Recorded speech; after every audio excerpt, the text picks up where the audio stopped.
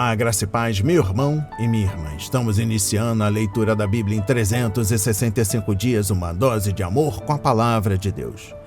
Hoje, no 288º dia, trago para a leitura e comentários bíblicos os livros dos profetas Jeremias, capítulos 43 e 44, o livro de Amós, capítulo 8, e o livro do apóstolo Lucas, capítulo 7, dos versículos 1 a 17.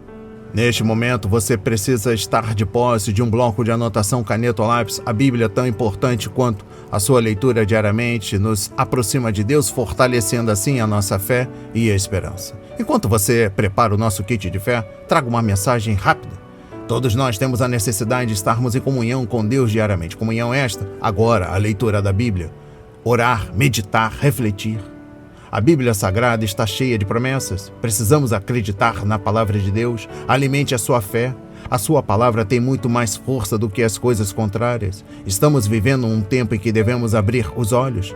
Satanás não está aqui para roubar o seu carro, sua casa, sua roupa, seu apartamento, celular, relógio. Ele vem para roubar agora esta semente, este estudo bíblico, a sua fé e os propósitos que Deus tem para você. Precisamos usar todos os recursos que Deus tem nos dado, incentivar a leitura da Bíblia, estudar. A Bíblia Sagrada nos faz gerar a fé, nos faz ter o alimento, a cura e a restauração. A compreensão da palavra vem através da revelação pelo Espírito Santo. Senhor, revele a compreensão de sua palavra. Jesus Cristo, me dê compreensão de sua palavra hoje e sempre. Em nome de Jesus, amém. E graças a Deus. Se desconecte de tudo e permita que a palavra do Senhor adentre em vossos corações. Vamos para a leitura no livro do profeta Jeremias, capítulos 43 e 44. Jeremias é levado ao Egito.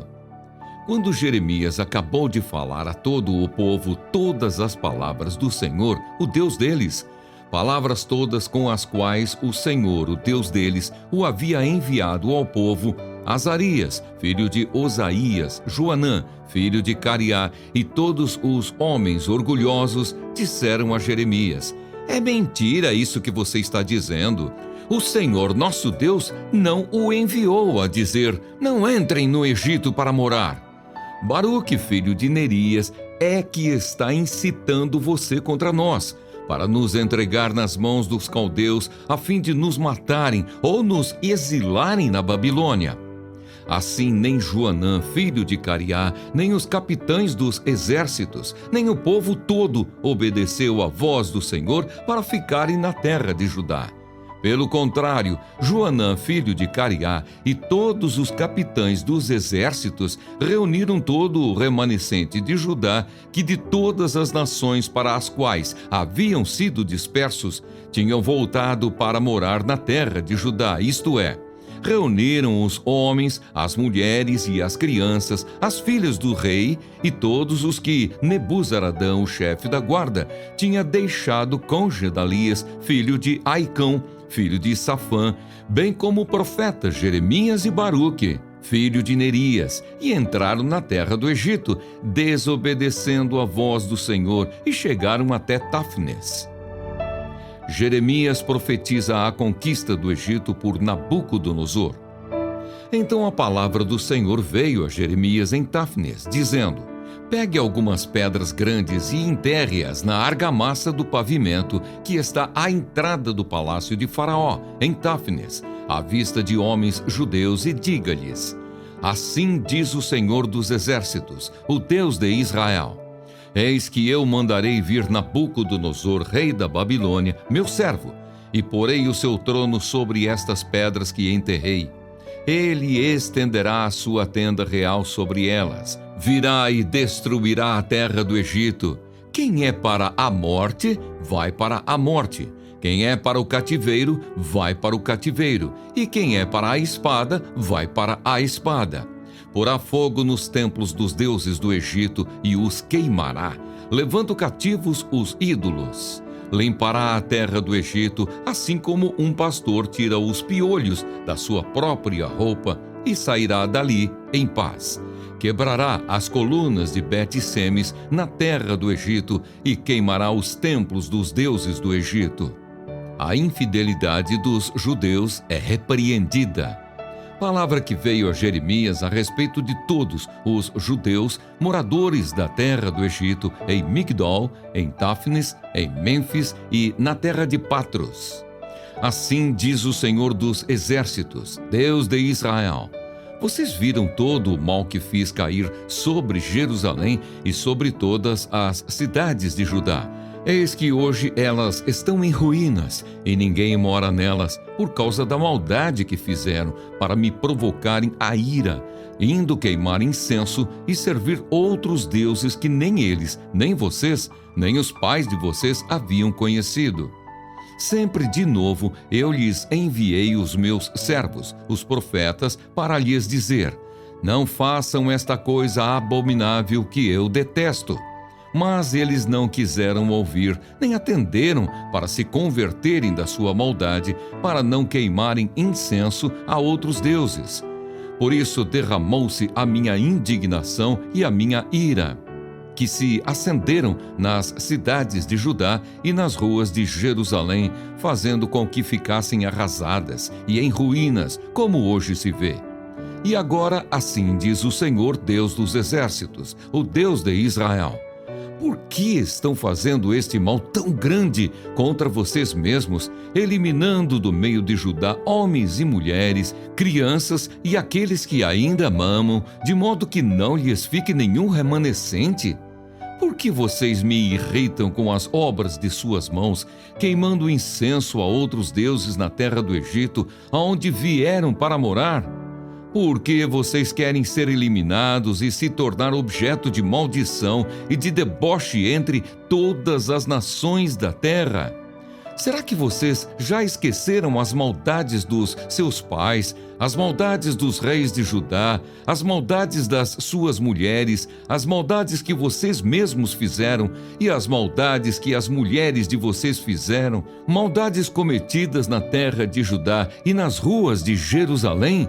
Não se humilharam até o dia de hoje, não temeram, não andaram na minha lei, nem nos meus estatutos que pus diante de vocês e dos seus pais.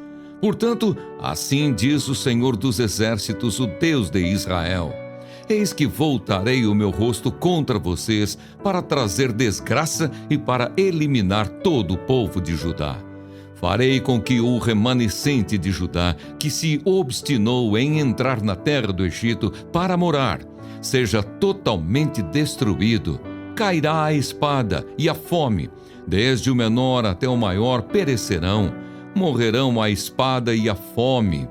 Serão objeto de maldição, de horror, de zombaria e de deboche, porque castigarei os que moram na terra do Egito como castiguei Jerusalém, com a espada, a fome e a peste, de maneira que dos restantes de Judá que vieram à terra do Egito para morar, não haverá quem escape e sobreviva para voltar à terra de Judá, a qual desejam voltar para morar, mas não voltarão, a não ser alguns fugitivos. Então todos os homens que sabiam que as suas mulheres queimavam incenso a outros deuses, e todas as mulheres que estavam ali em pé, uma grande multidão, e todo o povo que morava na terra do Egito, em Patros, disseram a Jeremias: não obedeceremos à palavra que você nos anunciou em nome do Senhor. Pelo contrário, certamente faremos tudo o que dissemos que faríamos. Queimaremos incenso à rainha dos céus e lhe ofereceremos libações, como nós, nossos pais, nossos reis e nossas autoridades costumávamos fazer nas cidades de Judá e nas ruas de Jerusalém. Naquele tempo tínhamos fartura de pão, prosperávamos e nenhum mal nos acontecia. Mas desde que paramos de queimar incenso à rainha dos céus e de lhe oferecer libações, tivemos falta de tudo e fomos consumidos pela espada e pela fome. E as mulheres acrescentaram: quando nós queimávamos incenso à rainha dos céus e lhe oferecíamos libações, será que era sem o consentimento de nossos maridos que fizemos bolos para representá-la e lhe oferecemos libações? Então Jeremias se dirigiu a todo o povo, aos homens e às mulheres, a todo o povo que lhe tinha dado esta resposta, dizendo: quanto ao incenso que vocês queimaram nas cidades de Judá e nas ruas de Jerusalém, vocês e os seus pais, os seus reis, as suas autoridades e o povo da terra, será que o Senhor não se lembrou disso, nem lhe veio isso à mente? O Senhor já não podia por mais tempo suportar a maldade daquilo que vocês fizeram, as abominações que cometeram. Por isso a terra de vocês se tornou uma ruína, objeto de horror e de maldição, um lugar desabitado, como hoje se vê, porque vocês queimaram incenso a outros deuses e pecaram contra o Senhor. Não obedeceram à voz do Senhor e não andaram na sua lei, nos seus estatutos e nos seus testemunhos. Foi por isso que lhes sobreveio este mal, como hoje se vê. Jeremias disse mais a todo o povo e a todas as mulheres: escutem a palavra do Senhor, todos vocês do povo de Judá que estão na terra do Egito. Assim diz o Senhor dos Exércitos, o Deus de Israel: vocês e as suas mulheres não somente declararam com a boca, mas também cumpriram com as suas mãos os votos que fizeram, a saber, certamente cumpriremos os nossos votos que fizemos de queimar incenso à Rainha dos Céus e de lhe oferecer libações. Pois bem, confirmem os votos que fizeram. Sim, cumpram o que prometeram, mas escutem a palavra do Senhor. Todos vocês do povo de Judá que vivem na terra do Egito, eis que eu juro pelo meu grande nome, diz o Senhor, que o meu nome nunca mais será pronunciado por ninguém de Judá em toda a terra do Egito, dizendo: tão certo como vive o Senhor Deus, eis que vigiarei sobre eles para mal e não para bem. Todos os de Judá que estão na terra do Egito serão consumidos pela espada e pela fome, até que não fique ninguém. Os que escaparem da espada voltarão da terra do Egito à terra de Judá, poucos em número, e todo o remanescente de Judá que veio à terra do Egito para morar ficará sabendo qual foi a palavra que se cumpriu, a minha ou a deles. Este é o sinal que dou para vocês de que eu os castigarei neste lugar, diz o Senhor, para que saibam que as minhas palavras certamente se cumprirão contra vocês para o mal. Eis o sinal, diz o Senhor: eu entregarei o faraó Ofra, a rei do Egito, nas mãos de seus inimigos, nas mãos dos que querem matá-lo, assim como entreguei Zedequias, rei de Judá, nas mãos de Nabucodonosor, rei da Babilônia, que era seu inimigo e procurava tirar-lhe a vida. Amém. Compreendendo o livro do profeta Jeremias, capítulo 43, trago a exposição bíblica dos versículos 1 a 7. Convencidos de que Deus estava errado e eles certos, Joanã e seus amigos constantemente diziam a Jeremias que ele era um mentiroso e falso profeta e que o Senhor não o havia enviado, e muito menos falado com ele. Que tristeza deve ter sido para Jeremias ouvir tais acusações falsas de seu povo pelo qual ele havia sofrido tanto. Apesar de tudo o que havia feito por eles, Jeremias era acusado de ser como os falsos profetas, cujas mentiras levaram a nação à ruína. Exposição bíblica dos versículos 8 a 13.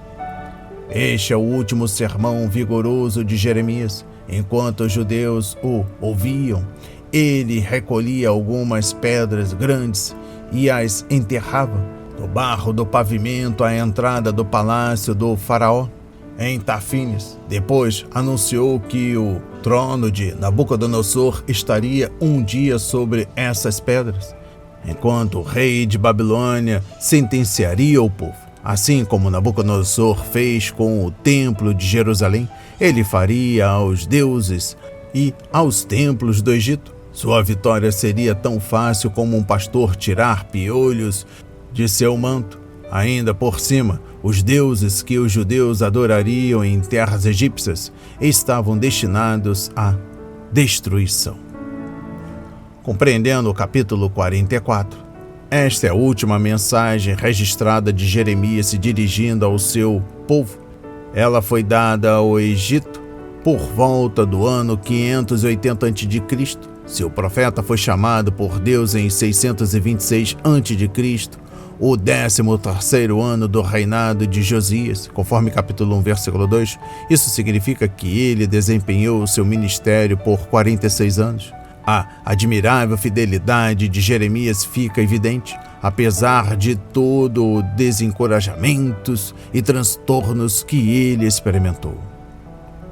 Exposição bíblica dos versículos 1 a 14. Não demorou muito para que o remanescente que estava com Jeremias no Egito começasse a cultuar deuses e deusas locais, os quais eram muitos. Jeremias lembrou aqueles judeus do que haviam visto no julgamento sobre Judá por parte do Senhor, conforme versículos 2 e 3.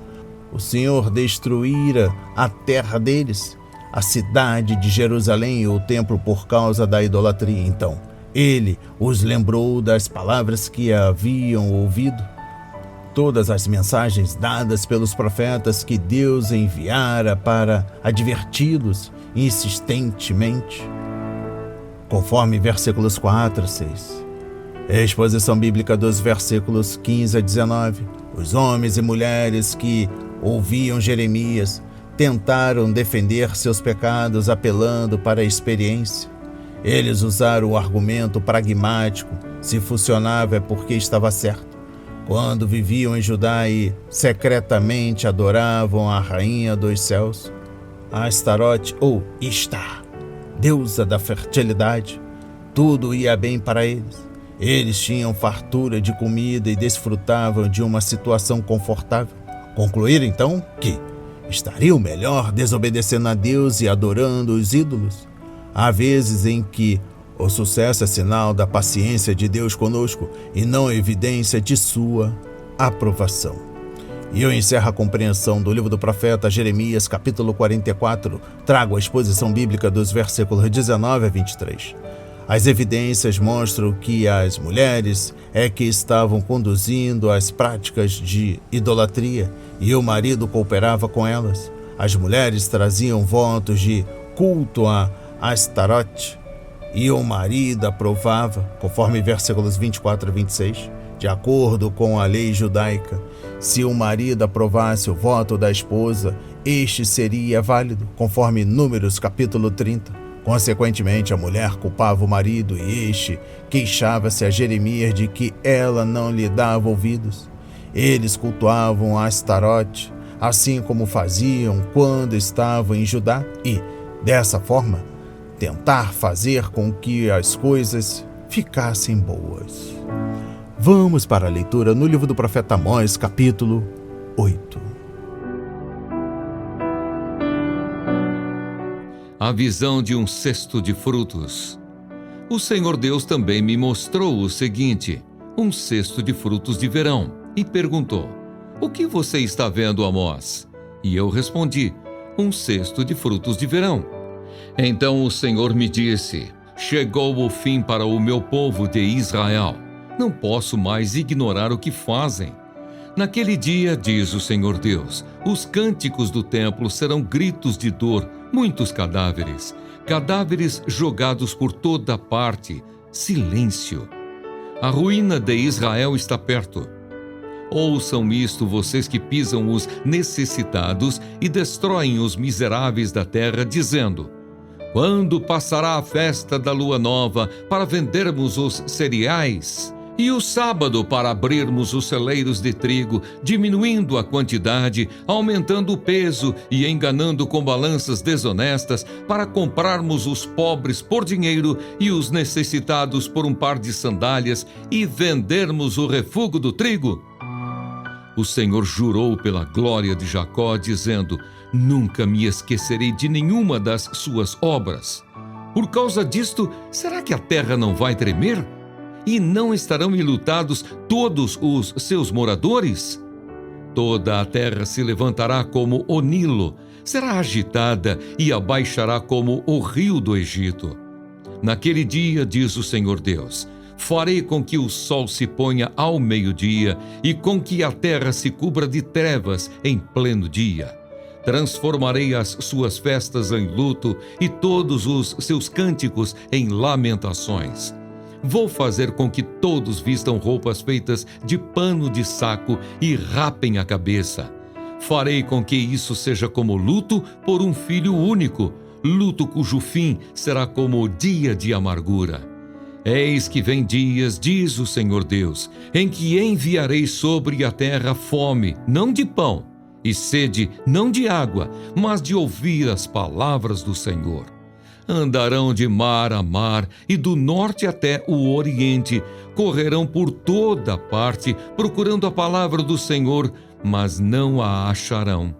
Naquele dia as moças bonitas e os jovens desmaiarão de sede, os que agora juram pelo ídolo de Samaria e dizem: tão certo como vive o seu Deus, ó Dan, e tão certo como vive o culto de Berseba, esses mesmos cairão e nunca mais se levantarão.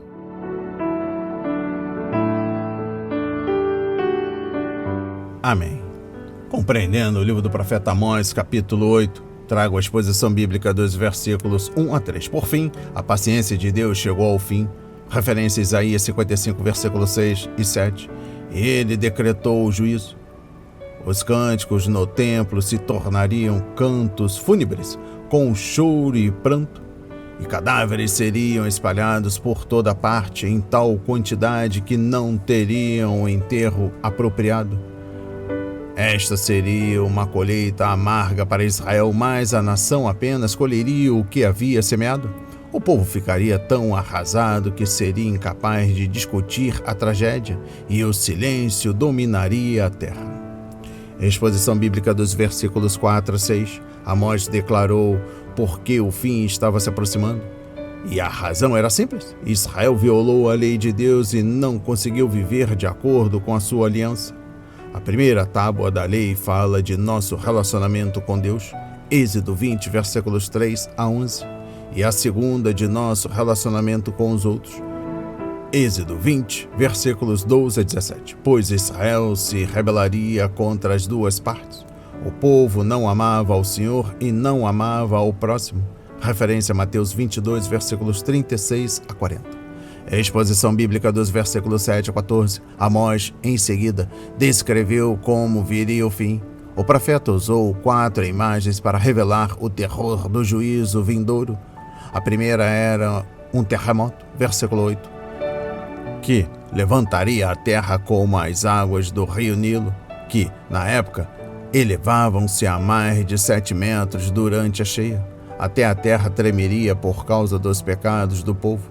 Outra imagem eram a escuridão, o funeral e a fome. Versículos 11 a 14, esta é a referência. Essa fome seria a falta não só de alimento físico, mas também de pão espiritual. E eu encerro a compreensão no livro do profeta Amós, capítulo 8, trago versículo 11. Que tragédia era ter muita religião, mas não ter a palavra do Senhor? Observe a notável semelhança no mundo contemporâneo com a sua proliferação de religiões e formas de espiritualidade sem verdade ou conteúdo. Isso significa que não há luz na escuridão, falta alimento para a alma, não há direção para tomar decisões ou proteção contra as mentiras do inimigo. As pessoas nos dias de Amós, bem como nos nossos dias, cambaleiam como bêbados de um lugar a outro, esperando sempre encontrar comida e bebida para o corpo e algum alimento espiritual para a alma. Vamos para a leitura no livro do apóstolo Lucas, capítulo 7, dos versículos 1 a 17. A cura do servo de um centurião. Tendo Jesus concluído todas as suas palavras dirigidas ao povo, entrou em Cafarnaum. E o servo de um centurião, a quem este muito estimava, estava doente, quase à morte. Quando o centurião ouviu falar a respeito de Jesus, enviou-lhe alguns anciãos dos judeus, pedindo-lhe que viesse curar o seu servo. Estes, aproximando-se de Jesus, lhe pediram com insistência: ele merece a sua ajuda, porque é amigo do nosso povo e ele mesmo construiu a nossa sinagoga. Então Jesus foi com eles. Quando Jesus já estava perto da casa, o centurião enviou-lhe alguns amigos, dizendo: Senhor, não se incomode, porque não sou digno de recebê-lo em minha casa. Por isso não me julguei digno de ir falar pessoalmente com o Senhor. Porém, diga uma palavra, e o meu servo será curado. Porque também eu sou homem sujeito à autoridade. Tenho soldados às minhas ordens, e digo a este: vá, e ele vai. E a outro: venha, e ele vem. E ao meu servo: faça isto, e ele o faz. Ao ouvir estas palavras, Jesus ficou admirado com aquele homem e, voltando-se para o povo que o acompanhava, disse: Eu lhes digo que nem mesmo em Israel encontrei fé como esta. E quando os que tinham sido enviados voltaram para casa, encontraram o servo curado. A ressurreição do filho de uma viúva. Pouco depois, Jesus foi para uma cidade chamada Naim, e os seus discípulos e numerosa multidão iam com ele. Ao aproximar-se do portão da cidade, eis que saía o enterro do filho único de uma viúva, e grande multidão da cidade ia com ela. Ao vê-la, o Senhor se compadeceu dela e lhe disse: Não chore. Chegando-se, tocou no caixão e os que o estavam carregando pararam. Então Jesus disse: Jovem, eu ordeno a você, levante-se. O que estava morto sentou-se e passou a falar. E Jesus o restituiu à sua mãe. Todos ficaram possuídos de temor e glorificavam a Deus, dizendo: Grande profeta se levantou entre nós. Deus visitou o seu povo. Esta notícia a respeito de Jesus se espalhou por toda a Judéia e por toda aquela região. Amém. Compreendendo o livro do apóstolo Lucas, capítulo 7, dos versículos 1 a 17, versículo 6. Não só o grande amor desse homem impressiona, mas também sua grande humildade. Imagine o oficial romano dizendo que não era digno de que um rabino judeu pobre entrasse em sua casa. Os romanos não eram conhecidos por demonstrações de humildade desse tipo, especialmente em se tratando de seus subordinados judeus. Compreendendo o versículo 8, o centurião viu um paralelo entre o mundo, como ele dava ordens a seus soldados, e a maneira como Jesus tinha poder sobre as doenças. Tanto o centurião como Cristo estavam sujeitos à autoridade, por isso tinham o direito de exercer a autoridade. Tudo que pessoas assim precisam fazer é dizer uma palavra de ordem e as coisas ordenadas acontecem. Que tremenda fé esse militar demonstrou! Não é de admirar, portanto, que até Jesus tenha ficado maravilhado. Compreendendo o versículo 9, a característica que mais impressionou Jesus foi a fé do homem. Por 2 vezes nos evangelhos é registrado que o Filho de Deus ficou admirado. Aqui em Cafarnaum, ele se admirou da fé de um gentio. Porém, em Nazaré, ele ficou perplexo com a incredulidade dos judeus. Referência a Marcos 6, versículo 6. A única outra pessoa a quem Jesus louvou por ter uma grande fé foi uma mulher gentia, cuja filha ele mesmo libertou de um demônio. Referência a Mateus 15, versículo 28. É interessante notar que, em ambos os casos, Jesus curou à distância. Referência a Salmos 107, versículo 20 e Efésios 2, versículos 11 a 13. A fé do centurião certamente foi notável, afinal, ele era um gentio com criação pagã. Além disso, era um soldado romano treinado para ser autossuficiente. Exposição bíblica dos versículos 11 a 17. Naim ficava a pouco mais de 40 quilômetros de Cafarnaum, uma boa jornada de um dia. Mas Jesus foi lá, mesmo sem ter sua presença requisitada. Como os judeus enterravam os mortos no mesmo dia em que morriam, conforme Deuteronômio 21, versículo 23 e Atos 5, versículo 5 a 10, é provável que Cristo e seus discípulos tenham chegado ao portão da cidade na tarde do mesmo dia em que o garoto morrera. E eu encerro a leitura da Bíblia em 365 dias e também da compreensão do livro de Lucas, capítulo 7, dos versículos 1 a 17, trago o versículo 12. No cortejo fúnebre, Jesus encarou a morte, o último inimigo a ser destruído, conforme 1 Coríntios capítulo 15, versículo 26.